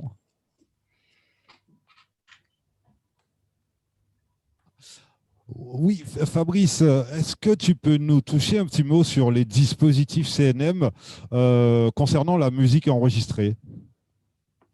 Ouais, alors en fait, sur les dispositifs CNM, la plupart des dispositifs, puisque nécessitent d'avoir des préalables. C'est-à-dire que pour bénéficier des aides du CNM, avant, il fallait être ce qu'on appelait affilié. Maintenant, ça s'est un peu simplifié. Il y a différents types d'intégration, mais en tout cas, il faut être identifié. Et on s'adresse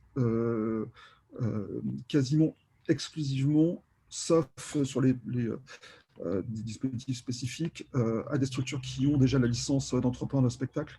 Donc, on est sur déjà des critères d'entrée qui sont donc le milieu professionnel avec licence d'entrepreneur de spectacle, et avec les conditions qui sont réunies pour exercer les activités dans un cadre vraiment professionnel. Est-ce que tu fais la question, c'est pour le fonds alternatif, la diffusion, c'est ça ta question, Mike?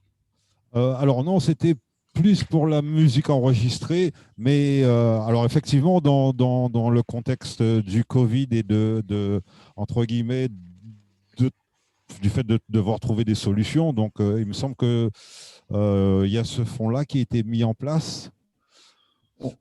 Comme je te le disais tout à l'heure, la diffusion alternative des spectacles. Ouais. Nous, on a une trentaine de dispositifs qui sont mobilisables, et on va dire actuellement, il y a des dispositifs exceptionnels qui répondent aux besoins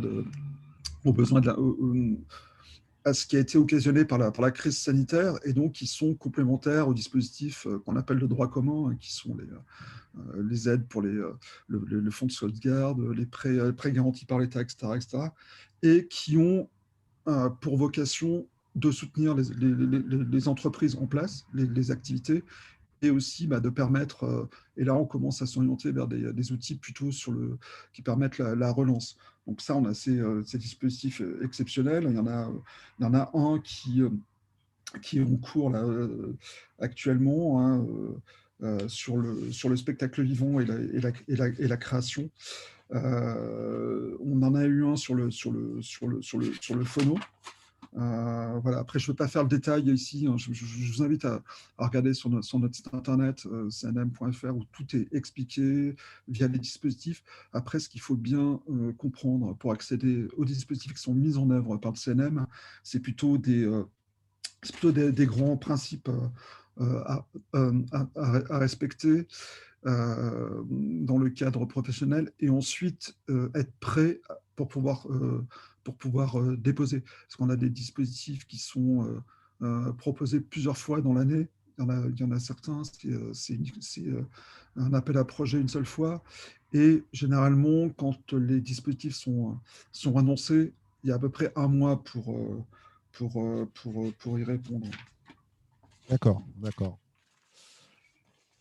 Excellent. Et excellent. on va, là, on est en train de lancer aussi un dispositif de soutien pour les festivals, donc qui vient d'être annoncé, donc qui va bientôt être lancé avec un soutien à hauteur de un dimensionnement à 20 millions d'euros pour soutenir les festivals qui se déroulent qui doivent se dérouler cet été, donc pour la mise en œuvre de la transition par rapport aux conditions sanitaires. Et prochainement aussi, il va y avoir une aide en direction des auteurs et compositeurs. Donc c'est sous la forme de bourse. Donc voilà. Après, voilà, comme je te le disais tout à l'heure, on a des aides qui sont récurrentes dans tous les cas de figure et pour tout type de profil opérateur de la filière. Et on a, comme là, c'était le cas, des aides qui revêtent un caractère plus exceptionnel en raison du contexte. Et après, sur la question vraiment du développement des artistes, on est plutôt sur les aides qui sont destinées aux partenaires des artistes, hein, qui sont les tourneurs, les producteurs, les labels, etc. Labels, ouais. D'accord, excellent, excellent. Merci, merci Fabrice. Alors, on va repasser par Sandra. Sandra, donnez-moi 2 secondes, je vous appelle au téléphone, puisque vous êtes quand même au-delà de l'accompagnement de chaque individu. Vous accompagnez, vous avez la capacité d'accompagner aussi au niveau des structures à la formation, et vous êtes un des partenaires vraiment indispensables au développement de projets. Alors, je vous passe un petit coup de fil, Sandra. Ça marche beaucoup mieux avec le téléphone. Ok. Pardon ?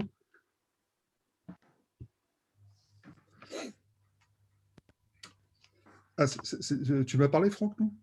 Non. Ah, ah non, c'était Michael. Bon, c'est des conditions extrêmes quand même. Hein.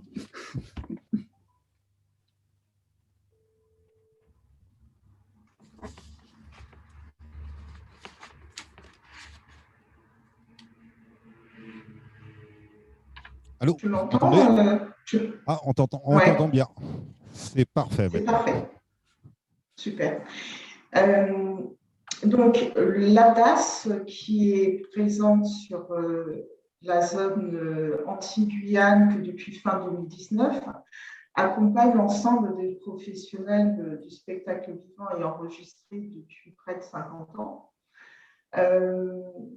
Cet accompagnement consiste à prendre en charge totalement ou partiellement les actions de formation nécessaires pour développer leurs compétences ou diversifier leurs compétences.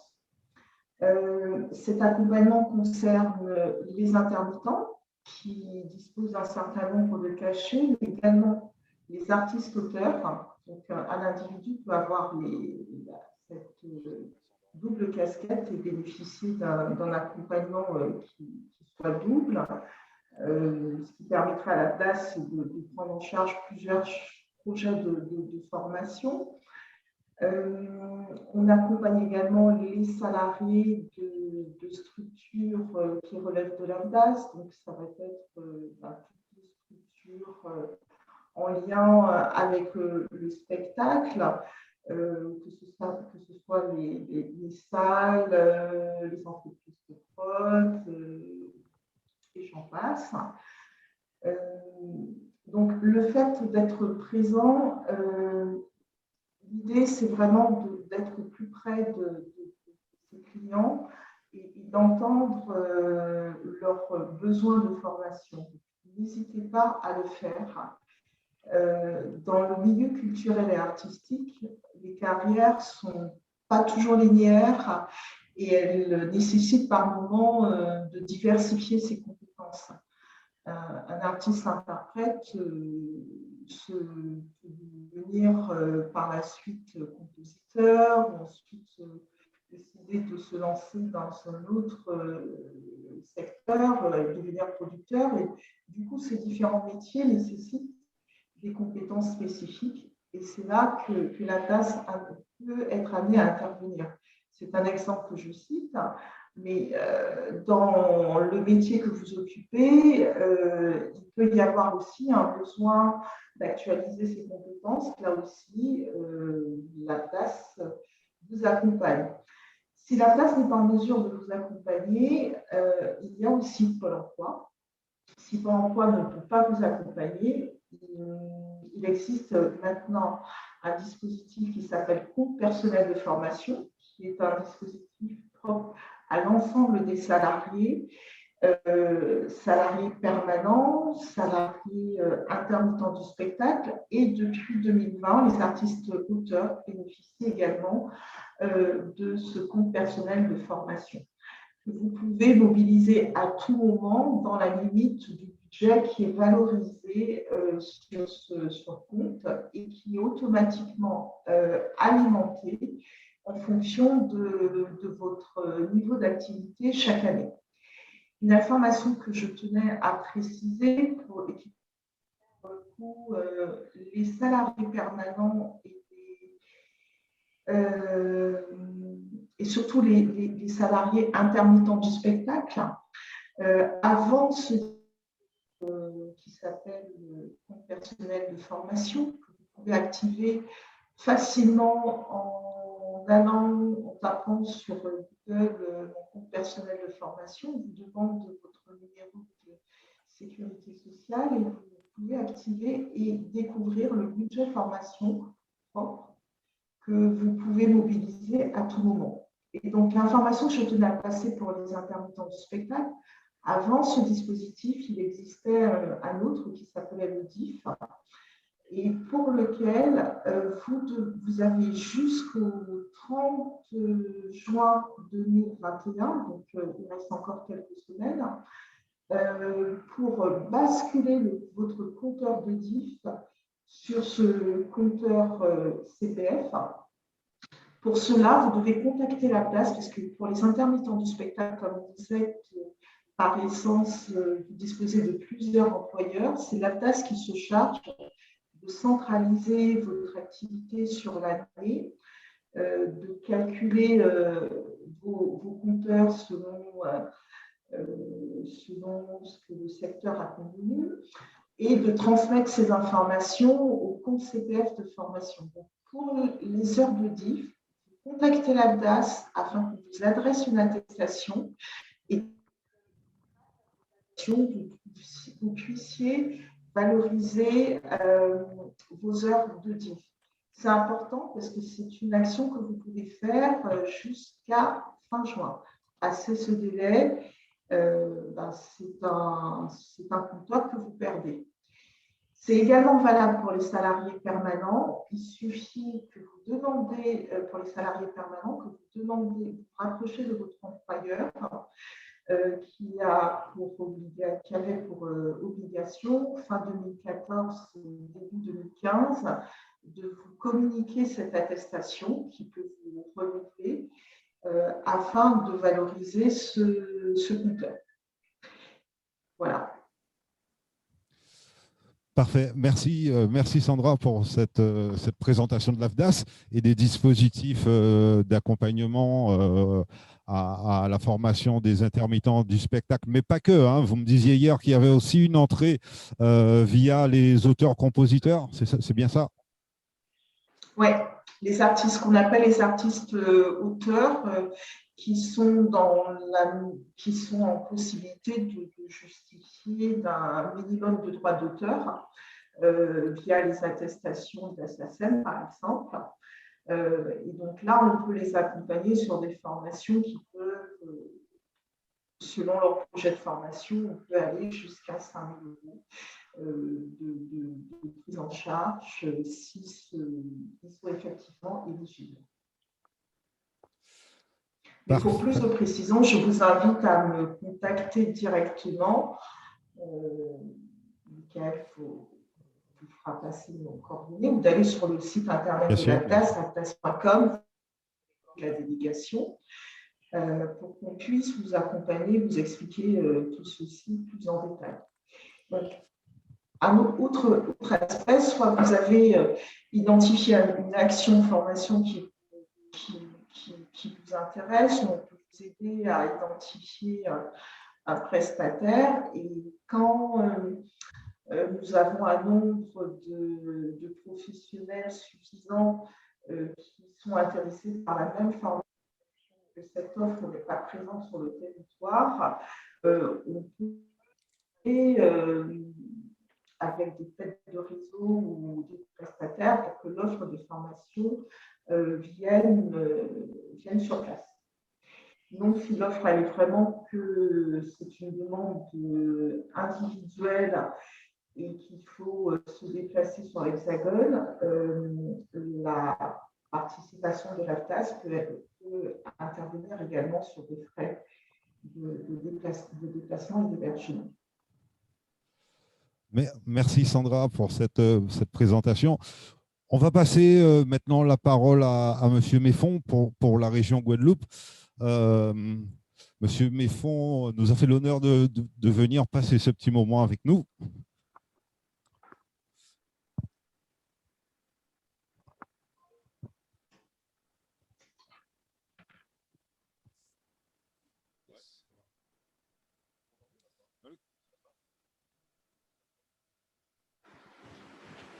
Ça va là? D'accord. Bien, bonjour. Ça va là? Ah, très bien, excuse-moi. Bien, tout d'abord, merci d'être invitation à Michael Lezis pour l'organisation de cette manifestation, sur lequel il est toujours aussi intéressant de venir à la rencontre, à l'écoute surtout des acteurs, puisque au-delà de ce que nous vivons, je pense sur l'aspect purement administratif, nous n'avons pas forcément des lieux d'échange et dans lesquels on peut faire le point sur l'ensemble des points de vue. Et là, les uns et les autres, il est bien de se revoir ensemble de manière à qu'on puisse pouvoir échanger sur des problématiques qui sont assez prégnantes, pertinentes, d'autant plus que la pandémie nous montre un peu beaucoup de fragilité du secteur, mais surtout aussi les attentes et aussi les revendications en provenance du secteur. Là, je veux rapidement de la qualité régionale dans laquelle il a été fortement question à plusieurs titres, à plusieurs niveaux. Tout d'abord, rappeler quand même mon positionnement en tant que directeur de la collectivité régionale. Je suis dans un cadre administratif que je vais vous répondre, de manière à bien présenter ma position d'intervention et mon champ d'intervention. Tout d'abord, la culture est compétence partagée entre l'État, les collectivités territoriales et un ensemble d'acteurs, et aussi le secteur privé, de manière à qu'on puisse bien comprendre la position de la collectivité régionale dans son secteur d'intervention. Le secteur d'intervention que nous avons se fait justement en relation avec les services de l'État, des relations permanentes avec les DAC par rapport à un ensemble de dispositifs. Je parlerai beaucoup plus des dispositifs de la collectivité régionale qui s'étalent à travers un ensemble de dispositifs, je dirais, qui viennent tout d'abord au niveau du PRAS, au niveau de la mise en place d'un pôle régional des arts du spectacle qui a été mis en place depuis plus de 5-6 ans, qui est sur sa volonté de structuration de la promotion justement des secteurs des artistes, notamment de jeunes musiciens, avec l'offre de formation professionnelle et surtout des sessions de VAE, c'est-à-dire qu'en essayant de former des formations diplômantes, il a été question lors des échanges de cet aspect de professionnalisation des acteurs, de certains artistes. Et nous l'avons énormément vu dans le cadre de la pandémie, où on a vu effectivement le nombre très très faible des intermittents du spectacle qui étaient déclarés, c'est-à-dire à jour de leur cotisation, alors que le secteur emploi, où il y a beaucoup d'acteurs qui travaillent dans le spectacle vivant. Donc c'est un peu l'une des missions du PRAS, c'est la volonté effectivement de mettre en place des formations diplômantes et aussi une offre de la formation professionnelle. L'idée, effectivement, est quand même de faire, d'une manière générale, une filière professionnelle à travers, au niveau de la formation. Autre dispositif aussi, c'est tout ce qui est dispositif de soutien aux manifestations, grandes manifestations, des grands festivals, Terre de Blues, des festivals dans lesquels la collectivité régionale prend tout son soutien, qui aussi est très important. Autre chose encore, c'est aussi un ensemble d'aides à la production et à la création artistique. En certains termes aussi, tout à l'heure, il était concernant le spectacle vivant, tout autour du carnaval, de gros dispositifs qui sont là, notamment aussi concernant les déplacements d'artistes, tout ce qui est aussi qui correspond aux équipements des structures. Alors, c'est les aides de structure. Alors, c'est vrai qu'il y a toute une réflexion actuellement qui est posée sur des diagnostics, parce que quand on parle du secteur culturel, notamment artistique, il y a quand même un besoin de mettre en place des enquêtes pour savoir de quoi on parle, aussi concernant les équipements, l'équipement même dédié au spectacle, dans lequel on essaie de plus en plus, puisqu'on a une enquête pour bien faire le point sur l'état des lieux, chose qui n'est pas facile. Ce qu'il y a eu déjà, il y a eu une pré-enquête qui a été faite concernant le PRAS, qui montrait effectivement les aspects très du privé, des structures professionnelles, enfin des structures qui étaient dans le privé, mais qui étaient réellement très anarchiques, pas forcément structurées, cet aspect de sous-structuration du spectacle, mais qui a quand même des données à voir beaucoup plus fines en ce qui concerne l'état des lieux, en ce qui concerne les aspects de l'équipement. Et c'est vrai que j'ai entendu tout à l'heure M. Castries qui disait on passe du café, d'un café de je ne me rappelle plus trop, au centre des arts, enfin non, à l'archipel. Il parlait de l'archipel, enfin dans une autre scène. Il y avait quand même il montrait un peu les distances qui existent avec les équipements. Donc c'était quand même une préoccupation qui est assez importante.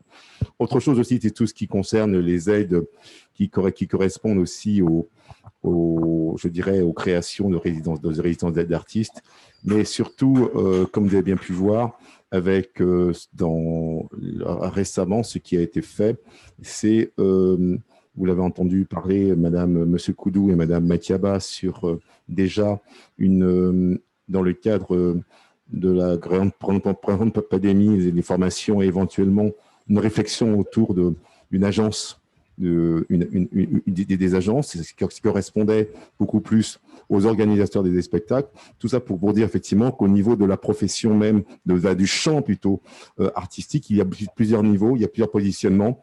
Et c'est l'une des difficultés justement à pouvoir bien mettre en place, parce que j'ai entendu beaucoup parler de politique culturelle, mais on ne peut pas faire de politique culturelle s'il n'y a pas réellement un état des lieux, des filières bien identifiées et de savoir aussi de quoi on parle. Donc, il y a pour terminer, donc il y a quand même pas mal de, il y a énormément de dispositifs d'accompagnement des artistes avec un ensemble de je dirais, de dispositifs et surtout un ensemble de diagnostics. Et surtout, actuellement, on est en train de mettre en place, je crois qu'on verra ça plus tard, c'est cette mise en place concernant une stratégie de développement en ce qui concerne dans le cadre notamment du plan de relance, c'est-à-dire essayer de bien comprendre les conventionnements annuels effectivement des festivals et aussi un accompagnement financier pour effectivement bien maîtriser tout ce qui se joue autour de l'économie des festivals. Mais surtout, ce qu'on avait vu, c'était en termes d'identification, c'est tout ce qui se tournait autour de la mise en place je crois qu'on en parlera demain, c'est les cafés culturels. Je crois qu'on verra ça demain. On verra ça demain. On verra ça demain. C'est aussi une bonne action. Et aussi, pendant que monsieur qui a vu est là, ont effectivement des demandes d'enquête au niveau de diagnostic. En fait, le compte, le positionnement actuellement, ce n'est pas seulement qu'une vision, c'est réellement c'est les états des lieux et faire aussi des enquêtes pour savoir de quoi on parle. Donc voilà un peu brièvement les ensembles de dispositifs. Alors c'est vrai qu'au niveau de la communication de ces dispositifs, nous sommes peut-être il n'y a pas forcément suffisamment d'informations pour les acteurs. Nous recevons souvent beaucoup de demandes en provenance du secteur artistique, mais où on montre aussi une certaine de fragilité des acteurs et dans lequel aussi nous devons aussi interroger, faire revoir et aussi on voit aussi à quelle mesure aussi les difficultés qu'ont les artistes. Je terminerai quand même pour ne pas qu'on laisse dire que la collectivité régionale, il n'y a pas réellement, je dirais, on ne peut pas dire qu'il n'y a pas de politique culturelle. Peut-être c'est vrai que l'idée de mettre en place les acteurs autour d'une table, je la partage tout à fait. C'est la raison pour laquelle ma présence n'est pas qu'une posture, mais réellement une volonté de mettre ça ensemble. Et c'est vrai que et ça on le dit de plus en plus, c'est autour de cette co-construction qu'on pourra avoir une certaine cohérence autour d'un projet culturel, mais surtout pour, je dirais, rentabiliser ce dynamisme qu'on voit au niveau de la culture, notamment au niveau des artistes qui ont bien été dit, même mis à jour par les premières interventions qu'on a lues. Mais c'est sûr que le secteur mérite de la structuration et on essaie, autant se faire se peut, en portant des dispositifs. Et je crois que la période aussi actuelle a montré réellement certaines fragilités sur lesquelles on a maintenant, puisque les choses sont plus ou moins à l'arrêt, sur lesquelles effectivement on peut réfléchir et porter des solutions en commun, et en sachant que la collectivité régionale, à travers les services de la culture et des sports, sont toujours à l'écoute et aussi essayer de porter les meilleures réponses possibles à vos problématiques. En tout cas, disponible pour nous avoir reçus. On vous remercie, Monsieur Leffon, pour cette présentation. Alors, je vais passer le micro maintenant à Madame Brugère de la DAC, de la Guadeloupe, qui va nous parler des dispositifs DAC pour l'accompagnement du développement de projets artistiques. Très bien, fort volontiers, merci beaucoup. J'essaierai de ne pas être trop longue et peut-être, si vous en êtes d'accord, de me concentrer vraiment sur les dispositifs à destination des équipes artistiques, puisqu'on parle prioritairement aujourd'hui de ce public-là. Donc, voilà, pour éviter d'être trop longue. Peut-être un petit mot au préalable, déjà pour remercier le Festival Lily et saluer, comme ça a déjà été dit, l'opiniâtreté de Michael Lozis à mettre en place cet événement dont je pense on avait grand besoin à ce stade notamment en lien avec, le contexte spécifique de la crise sanitaire. Donc, merci beaucoup pour ça. Saluer déjà la richesse, je pense, des échanges qu'on a déjà pu avoir ce matin. Voilà, les uns et les autres, là, tout le monde a vraiment, je pense, apporté un nombre d'éléments très, très variés, très riches, à différents endroits de la couche du millefeuille, j'ai envie de dire. Donc, c'est vrai que voilà, la problématique est très vaste et c'est dur de tout traiter, mais l'idée, c'est de pouvoir avancer ensemble le mieux possible dans les semaines qui viennent, dans les mois qui viennent, avec un programme qui sera sans doute à dérouler sur plusieurs années, à construire ensemble. Mais en tout cas, moi, je suis, en tant que conseillère spectacle vivant de la DAC de Guadeloupe, à votre disposition, les uns et les autres, chacun à nos différents endroits pour échanger avec vous. Donc, la direction des affaires culturelles, pour qui ne connaîtrait pas, est donc le service déconcentré du ministère de la Culture en Guadeloupe. Il y a une DAC ou une DRAC dans chaque région de France. Donc, c'est un peu de cet endroit-là, moi, que je vais vous parler pour vous dire qu'à mon niveau, je suis en poste depuis 2016. Je vais fêter mes 5 ans sur ce poste.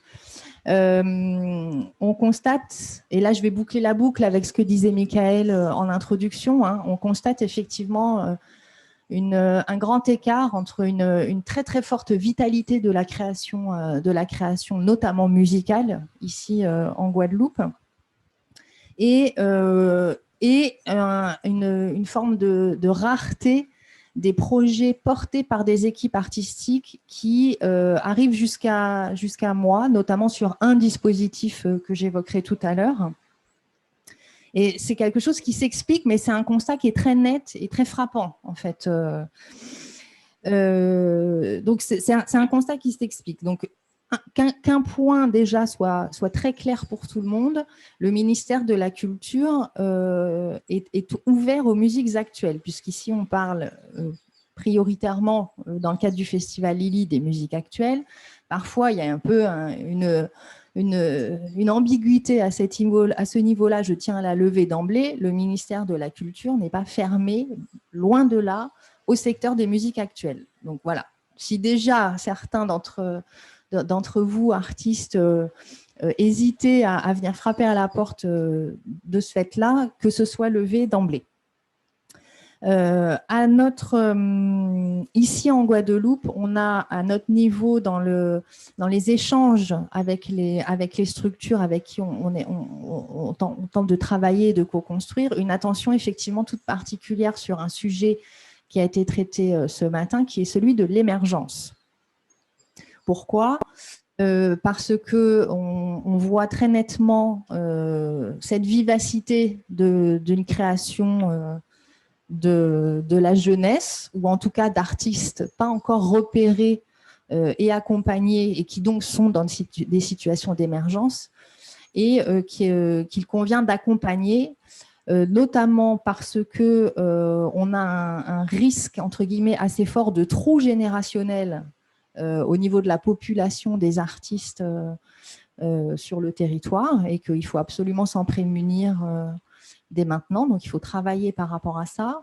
Et puis, parce qu'on a aussi besoin, là, en écho à ce qui s'est dit, de pouvoir travailler dans le sens de cette construction vous parliez d'écosystème, je crois, tout à l'heure, d'un écosystème vertueux, tant que faire se peut, dans la régularité, ou en tout cas d'identifier des acteurs qui ont envie d'avancer dans ce sens-là. Et il faut dès maintenant sensibiliser les artistes, et notamment les artistes émergents, ceux pour qui se pose la vraie question d'un développement de carrière sur plusieurs années. Il faut les sensibiliser à ça pour qu'on aille ensemble sur ces objectifs-là. Donc, on a une attention particulière à l'endroit de l'émergence. C'est ce qui m'amène à travailler avec Terre de Blues, par exemple, sur la question du tremplin. On mentionnait aussi le partenariat avec Sonis. Quand on a un groupe qui est lauréat du tremplin de Terre de Blues, voir comment on peut apporter la réponse à ce petit trou qu'évoquait Cyril Coudou tout à l'heure sur, bon, ils sont lauréataires de blues, comment est-ce qu'on continue à accompagner entre le moment où ils sont lauréats et le moment où ils vont ouvrir la grande scène. Et c'est là où des partenaires comme Sony, comme d'autres, entrent en ligne de compte pour dire, moi, je peux apporter une résidence où ils vont travailler avec un artiste confirmé, qui a une pratique scénique importante, et donc, du coup, on va les aider à se renforcer, etc. Donc, c'est toute cette chaîne-là de réflexion qu'on a. Ce qui est important donc nous on a une réflexion à l'endroit de l'émergence où on va travailler avec des structures pour des artistes qui sont encore naissants, qui n'ont pas effectivement, comme vous le disiez tout à l'heure très justement, la connaissance de l'environnement professionnel qu'il est nécessaire pour eux d'acquérir petit à petit au gré de leur rencontre avec des labels, des lieux de diffusion, etc., pour passer à la professionnalisation en tant que telle.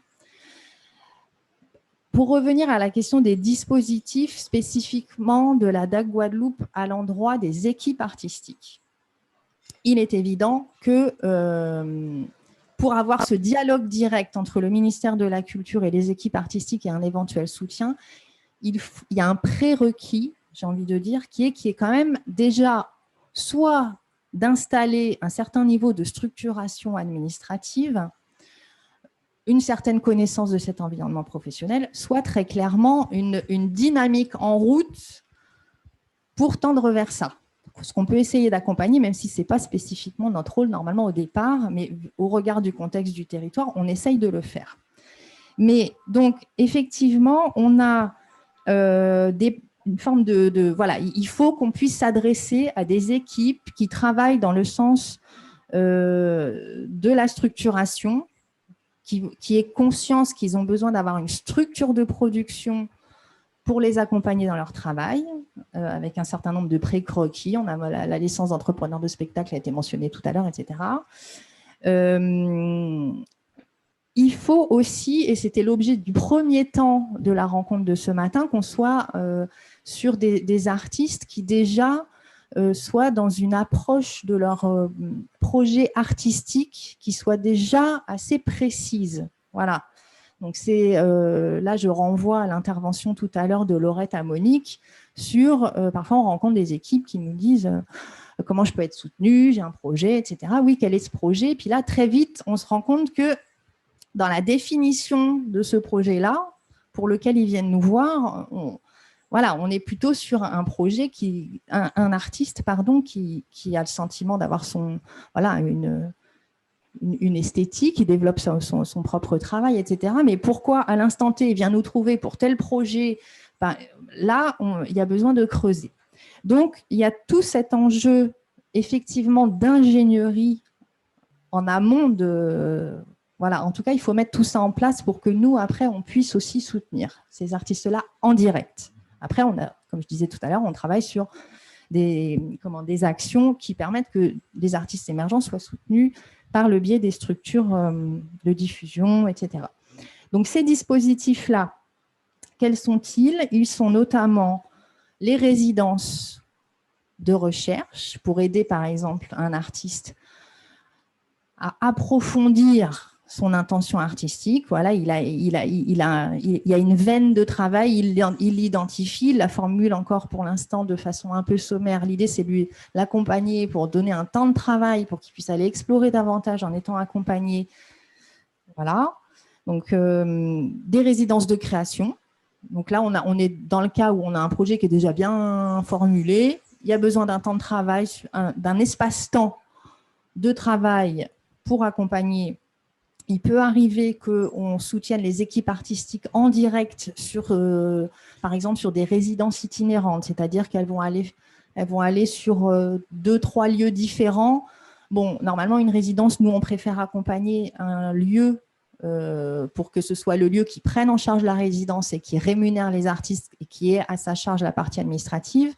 Dans certains cas, voilà, au regard de la nature de la résidence, il peut arriver qu'on aide directement l'équipe artistique à la résidence. Après, on a un dispositif qui s'appelle l'aide au projet.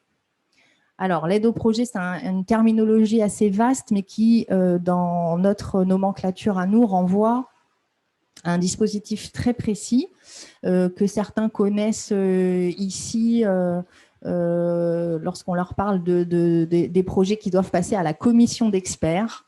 Donc, ce sont des demandes de soutien au projet de spectacle vivant. Donc, c'est ce qui m'amène à ouvrir la parenthèse que je refermerai très vite. La DAC n'accompagne pas la musique enregistrée. Moi, je suis là vraiment au titre du spectacle vivant.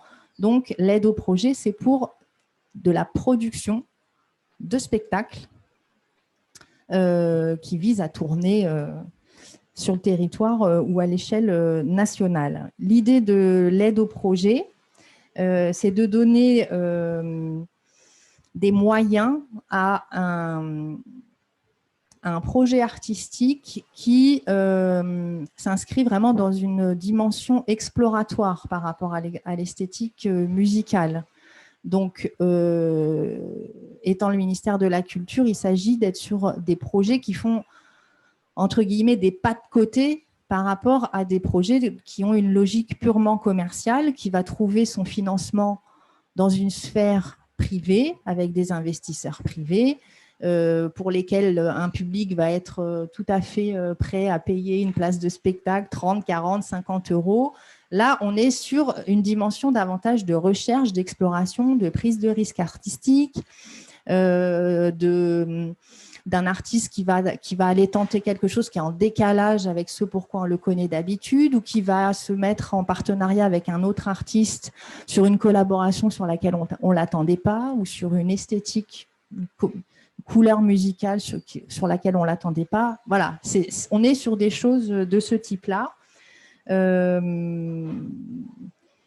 Enfin, donc ça, c'est des projets qui sont étudiés par une commission interrégionale Martinique-Guadeloupe. Je montre ma voisine qui est mon homologue en Martinique et qui est en ce moment en mission en Guadeloupe. Donc, on a une commission une fois par an qui analyse ces demandes-là, composée d'un certain nombre de personnes, dont certaines dans l'Assemblée connaissent très bien la commission puisqu'ils ont été amenés à se prononcer sur des demandes. Donc là, on est sur des projets pour lesquels, comme je le disais tout à l'heure, il y a des prérequis en termes de montage de dossiers, etc. Donc, il faut anticiper, j'ai envie de dire, ces demandes-là. Voilà, ça fait vraiment, c'est dans le cadre de la gestion de projet. On est sur des équipes qui prennent contact avec nous en général 6 mois, 1 an à l'avance pour nous dire j'ai ce projet, ensemble on regarde et puis on avance petit à petit pour aller vers le dépôt d'une demande de subvention à une date donnée impérative pour un passage en commission quelques semaines plus tard. Enfin, je rebondis aussi sur les artistes auteurs ont été mentionnés tout à l'heure. Le ministère de la Culture a aussi, par exemple, un dispositif qui s'appelle l'aide à l'écriture musicale, qui est plutôt destiné aux compositeurs. Donc là, je ne vais pas rentrer dans les détails parce que ce serait trop lourd maintenant. Mais là, il y a un point, par exemple, qui est assez étonnant, c'est qu'on a très peu de demandes à cet endroit-là en Guadeloupe. Il y en a chaque année en Martinique. Moi, voilà, donc j'invite les compositeurs aussi à... Et encore une fois, on parle de composition, ça ne veut pas dire qu'on est uniquement sur l'esthétique de la musique classique. Il y a des compositeurs à l'endroit de la musique actuelle, hein, bien évidemment. Donc voilà, il y a il y a des panels comme ça de dispositifs. Je vous ai cité les principaux et puis le contexte dans lequel ça doit s'inscrire. Et on est vraiment pleinement à votre écoute. Parfait, parfait. Merci Céline. Merci à tous pour cette première journée. Donc, on a...